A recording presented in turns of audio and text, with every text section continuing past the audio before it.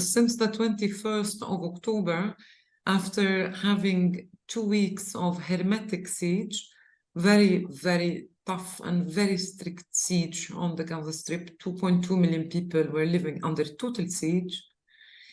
We had the first glimmer of hope and the first ray of light with trucks that started coming in. Now, they're by far not enough, not at all enough.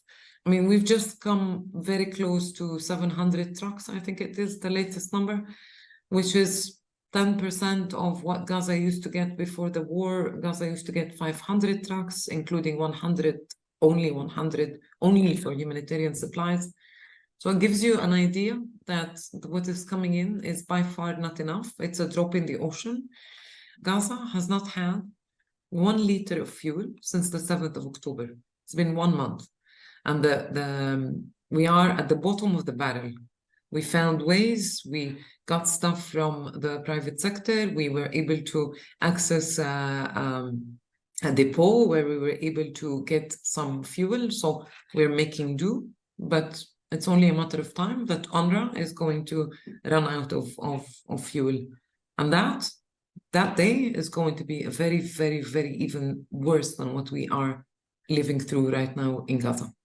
Look, let me take this opportunity to also reaffirm what the Secretary General said and what our Commissioner General said on several occasions to condemn the abhorrent attack that happened in Israel on the 7th of October. That was horrible. Now, what is happening in Gaza right now, civilians are paying the price of something that is not of their making. And what is happening right now is as a result of 1 month of carnage, bloodshed, loss, grief, uncertainty on all sides. People are being pushed away from each other even further. And there is an isolation between people in Gaza, the Palestinian communities in Gaza, and people in Israel. A huge isolation. But there's also dehumanization of the people of Gaza. They are being framed as, quote unquote, all of them are terrorists, or other words that do not belong in the 21st century. So the longer this continues, the deeper this isolation is, the more frightening it becomes for the region, the farther away we are from peace, the farther away we are from stability. So this is why we keep calling for a ceasefire. It has got to happen. Now is the time, because if we don't, it's a huge test for our humanity. And the longer this goes on, every day that this goes on, we take a step downwards, deeper into hell, all of us. Cosa pensa del fatto che l'Italia e l'Unione Europea si siano subito schierate dalla parte di Israele in questo conflitto? Look, it was quite disappointing to see that it took many, many days before they woke up to what also was happening in Gaza. Like I said, we condemn in the strongest terms what happened in Israel on the 7th of October. This should never have happened.